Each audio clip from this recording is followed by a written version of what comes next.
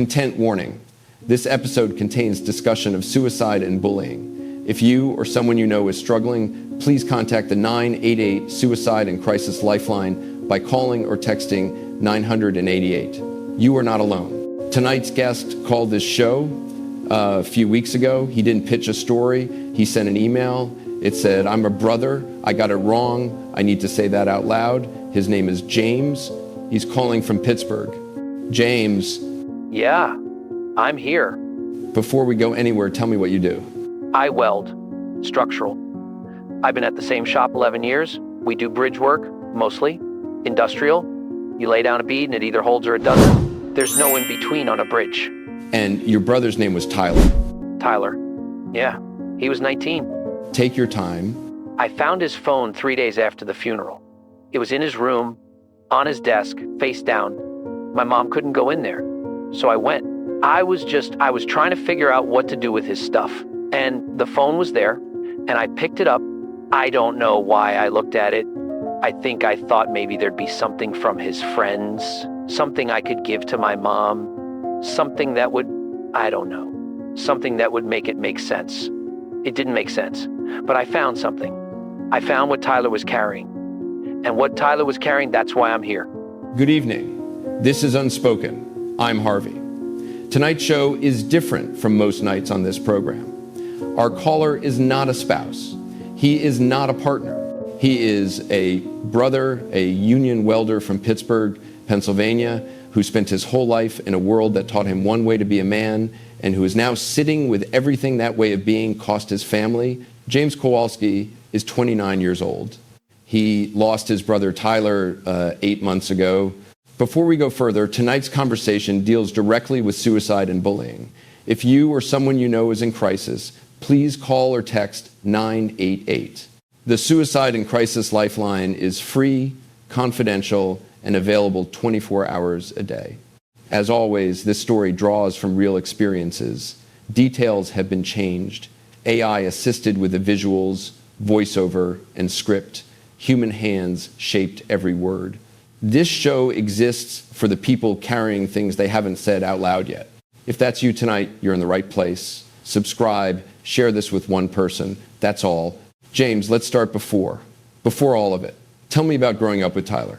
We grew up on the north side, Pittsburgh, the real Pittsburgh, not the one they show in magazines. My dad worked the mill. He died when I was 16. Accident on the line. After that, it was me, my mom, Donna, and Tyler. Tyler was 9 when my dad died. I became, I don't know what to call it. I wasn't his dad, but I was the man of the house. That's what everyone said. The uncles, the guys at church, my dad's friends. You're the man of the house now, Jimmy. I was 16.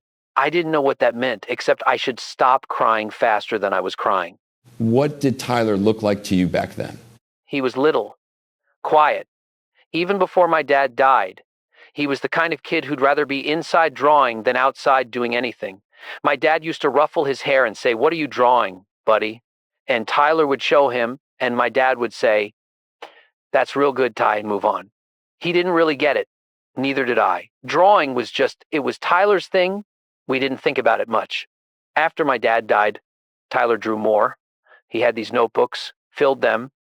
I thought it was how he was dealing with losing my dad. I thought it was healthy. I thought, okay, the kid has an outlet. I didn't ask what he was drawing. You never looked?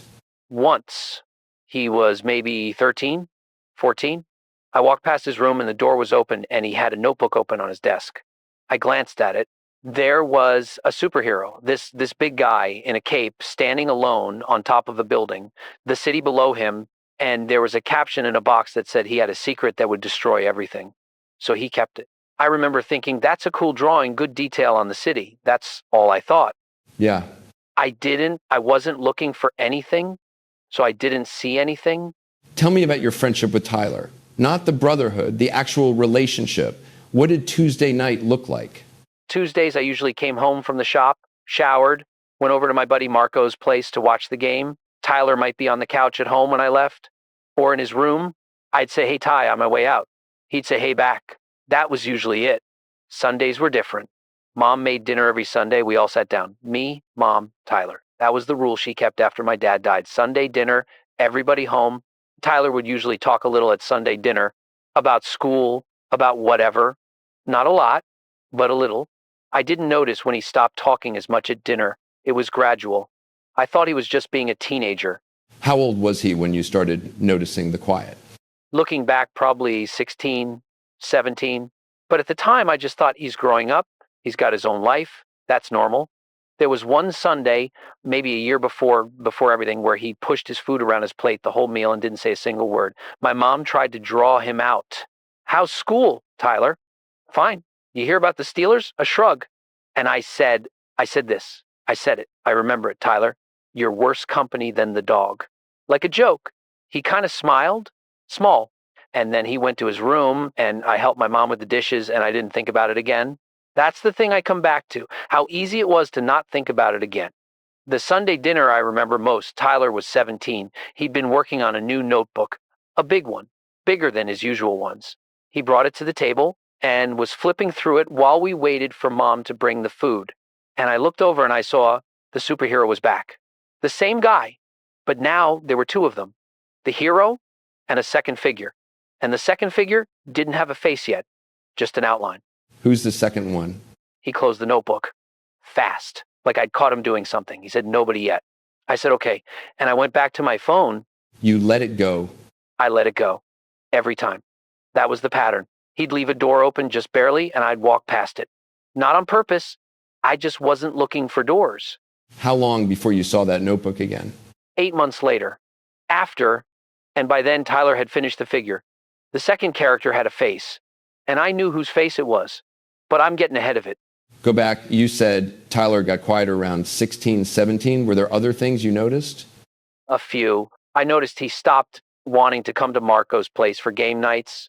He used to come sometimes when he was younger, sit in the corner, draw, just be in the room with us. Around 16, he stopped coming. I figured he had his own friends. He didn't have his own friends. I found that out later. I noticed he started flinching at certain sounds. Like if someone raised their voice at the TV, a ref makes a bad call, somebody yells at the screen, Tyler would go real still, like he was bracing. I noticed it a couple times. I thought it was just him being sensitive. He'd always been the quiet one, the sensitive one. That was his reputation in the family. Tyler's the sensitive one. We said it like it was a personality trait, like being left-handed. We didn't think about what was making him that way. The other thing, and this one I keep coming back to, he stopped drawing in the common areas of the house. When he was little, he'd draw at the kitchen table, in the living room, anywhere. Around 17, he only drew in his room, door closed. I didn't notice the shift until I was looking back. I thought he just wanted his privacy. He didn't want his privacy. He wanted to not be seen. There's a difference. Yeah, a real big one. The last thing I noticed, maybe 2 months before, was that he started sleeping a lot. Mom mentioned it. Tyler's been sleeping till noon. It's not like him. I said, Mom, he's a teenager. They sleep. She said, it doesn't feel right. And I said, he's fine. I said he was fine because I needed him to be fine because I didn't know what to do if he wasn't. When did you stop being able to tell yourself he was fine? He stopped showing up at Sunday dinner the last month. Not every week, sometimes he'd come. But sometimes Mom would knock on his door and he'd say he wasn't hungry. I told myself it was a phase. I told myself I'd check in with him after the holidays. I didn't check in after the holidays. What would checking in have looked like for you? I didn't know. That's the honest answer. I didn't have a model for it. My dad didn't check in. The men I grew up around didn't check in. You showed up. You worked. You didn't make a production out of your feelings. If something was wrong with somebody you cared about, you might say, you doing all right? And if they said, yeah, you moved on.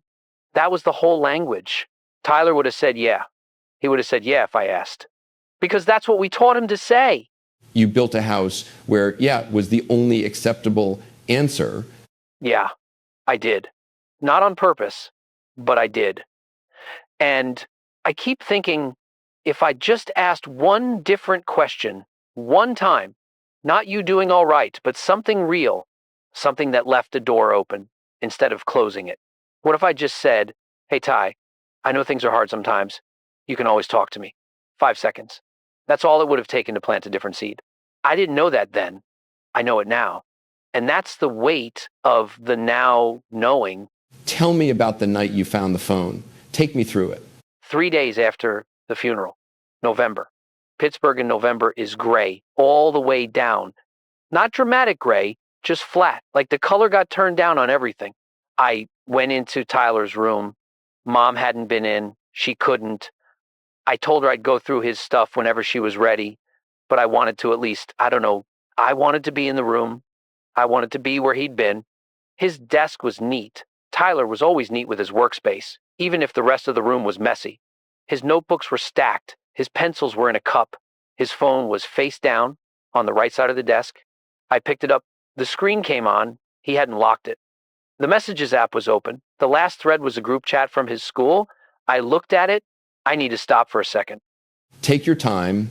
The messages in that group chat, what those kids sent him. I'm not going to read them on this show because some things shouldn't be read on air, but I'll tell you the shape of it. It was daily. It had been going on for over a year.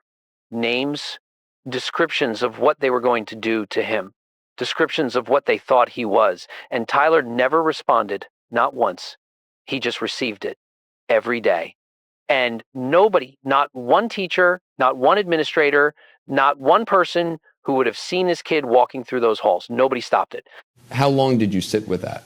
I don't know. I was sitting on his bed. My back was against the wall. At some point, I realized it was dark outside and I hadn't turned a light on. I kept scrolling. I don't know why. I think I was looking for someone who had been kind to him, someone who had seen him. I kept scrolling, looking for that. I didn't find it in the group chat, but I found it somewhere else. There was a folder on his phone, not locked, just a folder. Inside was a single note, not sent, saved as a draft. It was addressed to me. It said, James, do you think I'm a bad person if I'm gay? That was it. That was the whole message. He never sent it. Yeah. He wrote it. He had my name at the top. He typed a question out, and then he didn't send it. I don't know when he wrote it. I don't know how many times he opened it and closed it. I don't know if he wrote it the day before or 6 months before or 2 years before. He never sent it. And I never got to answer. What would you have said? No. I would have said no. Of course not. Tyler, no. That's the thing I carry. Not that I would have said the wrong thing, that I never said anything, that I was right there every Sunday at the dinner table, passing him in the hallway, and the question was right there and he couldn't get it out, and I wasn't the kind of person he could ask. Not because I'm a bad person, because I had never given him a single reason to think it was safe to ask. That's not the same thing as not loving him. No, but it's also not nothing. It's something I did, not something that happened to me. Something I did with my silence and my jokes and the way I was in that house. I taught him something. I didn't mean to teach it, but I taught it. What did you do the next morning? After that night in his room? I called into work. First sick day I'd taken in 4 years. I sat at the kitchen table and I made coffee and I thought about what I was going to do with the fact that I now knew things about my brother that he never got to tell me himself. And then I thought, I can't put this back. I can't unknow this. And he's not here to ask me what to do with it. So I have to figure that out. I called my mom, told her what I found, not all of it, not the bullying, not yet, just the draft message. I read it to her over the phone. She didn't say anything for a long time. And then she said, he wanted to tell us. And I said, yeah, he wanted to tell us. That was the first time either of us had said his name out loud since the funeral without breaking immediately. If you're hearing this tonight and you're carrying something alone, please don't wait for the right moment. There might not be one.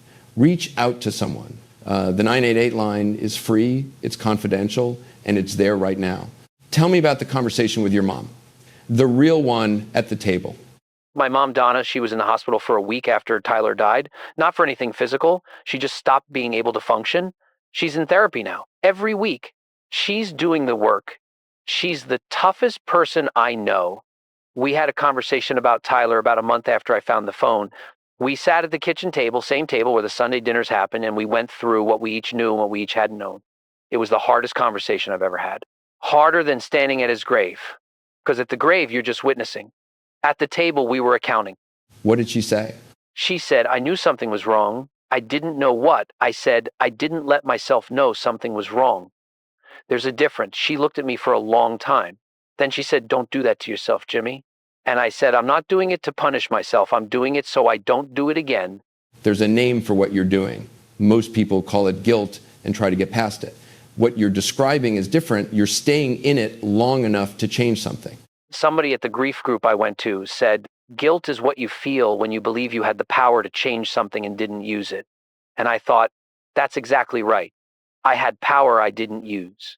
Not the power to fix everything, but the power to have been different in that house. I'm not going to pretend it sits easy. What happened in the shop when you went back? That was the twist I didn't see coming. I told Marco, just Marco, nobody else, what had been in the phone, what Tyler had been dealing with, what the draft message said. Marco's been my best friend since we were 12. I thought if anybody was going to get weird about it, it might be him. This is a union shop. These are not guys who talk about their feelings. Marco didn't get weird. He looked at me and he said, I'm sorry, man. I'm sorry Tyler didn't know it was okay. And then he said, I got a cousin. He's been out since he was 20. My aunt didn't speak to him for 2 years. He's doing good now, but it was bad. He'd never told me that. In 17 years of friendship, he'd never told me that. He'd been carrying it too. All of us carrying things parallel in the same rooms, not saying it. And then I thought, that's what Tyler was doing? That's exactly what all of us were doing to each other, just not saying it, assuming the other person didn't need to hear it. I went back to work that Monday, and the first time someone in the shop said something, one of the guys made a comment, just a comment, the kind that gets laughed off. I said, hey, can we not do that? Nobody said anything for a second. And then somebody else said, yeah, okay. That was it. That was the whole thing. You've been going into schools. 6 schools so far. I reached out to 3 Pittsburgh high schools, and eventually a counselor at one of them called back. I wasn't pitching anything. I just said, I'm a welder. I'm 29. I lost my brother, and I want to come talk to kids. Not as an expert, not as a program, just as a person. I bring Tyler's notebook, the one with the superheroes. I don't read from it. I just put it on the table where the kids can see it, and I say, my brother drew these. He spent years making up characters with secrets they couldn't tell anyone, because that was the only safe place for his story, in a notebook, in a character that wasn't him, in a secret identity. And he never got to find out that there were people who would have been okay with his real identity. And then I say, if there is anyone in this room who has a question they've been afraid to ask someone, I'm asking it first. The answer for me is no. Whatever it is, no, you're not a bad person. No, you're not wrong. No, you don't have to carry it alone. You're asking the question Tyler couldn't send. Every time I walk into one of those schools, every single time. You found the notebook after, the one with the superheroes. Tell me what you found in it. The second figure, the one Tyler had been drawing for years without a face, by the end of the notebook, it had a face. It looked like me. Not exactly. Tyler always, his style was stylized, not realistic. But it was me. The jawline, the build. My dad's build, which Tyler gave to me in his drawings, because I was the one who stayed.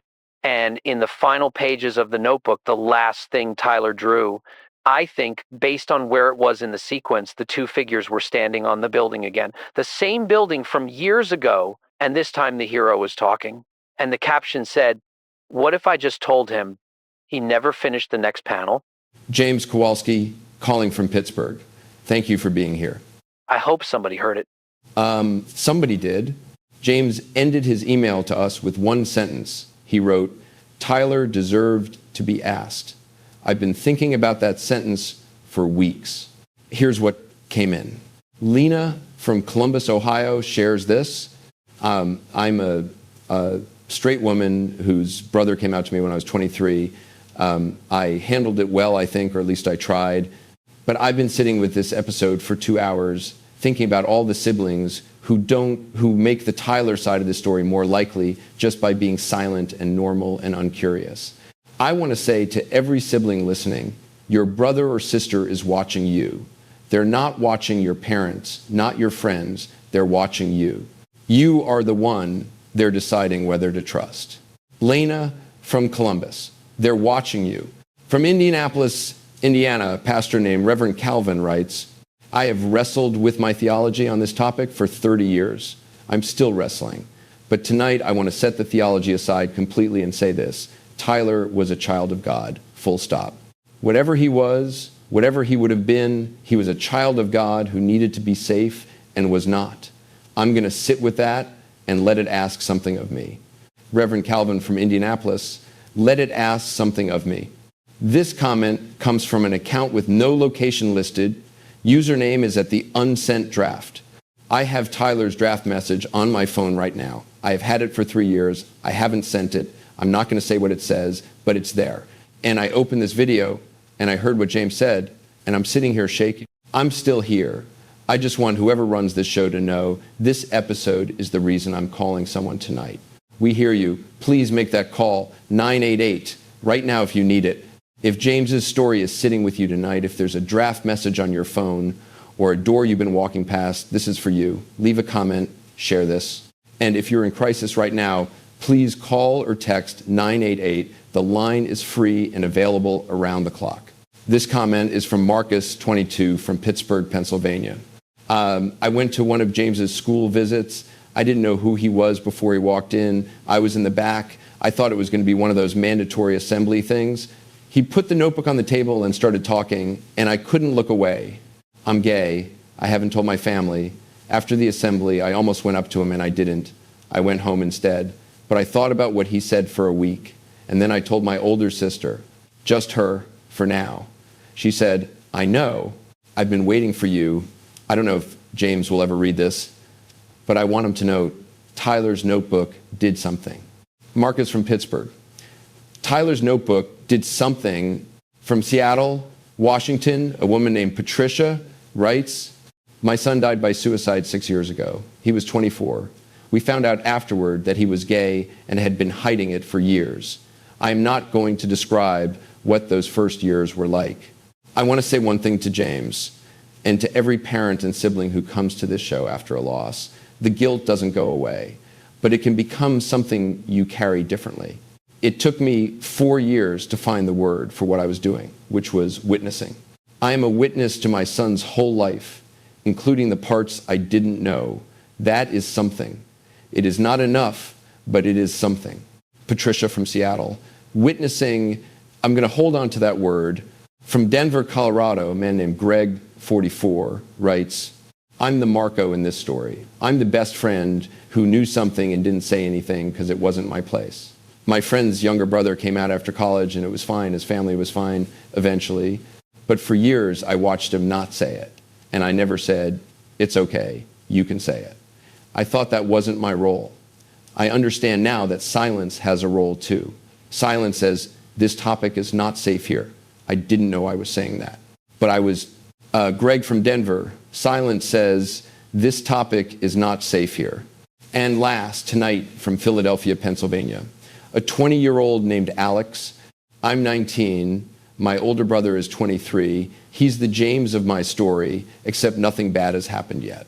I'm gay, and he doesn't know, and after watching this, I'm going to tell him this weekend, not because I'm ready, because Tyler didn't get to, and I do.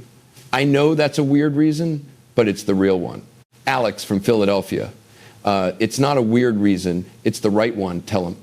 James Kowalski found a phone in his brother's room 3 days after the funeral. He found a message Tyler had written and never sent. He found a notebook full of a character who'd been standing alone on a building for years, waiting for someone to ask the right question. Tyler drew the second figure for years without a face. He knew who it was supposed to be. He just didn't know if the real version of that person was safe to ask. James is asking now. In 6 schools, with a notebook on the table, with the same question his brother couldn't send. He is not doing this because it fixes anything. Tyler is not coming back. The message is still unsent in the only direction that would have mattered. He is doing it because that's what you do when you find out too late what someone needed from you. You find the next person who might need the same thing, and you show up. To everyone listening tonight, if someone in your life has been quieter than usual, if a door has been slightly open and you've been walking past it, look, just look. You might not find anything, but you might find everything. If you or someone you know is struggling, please call or text 988. The Suicide and Crisis Lifeline is free, confidential, and available 24 hours a day, 7 days a week. This is Unspoken. I'm Harvey. We'll be back next week.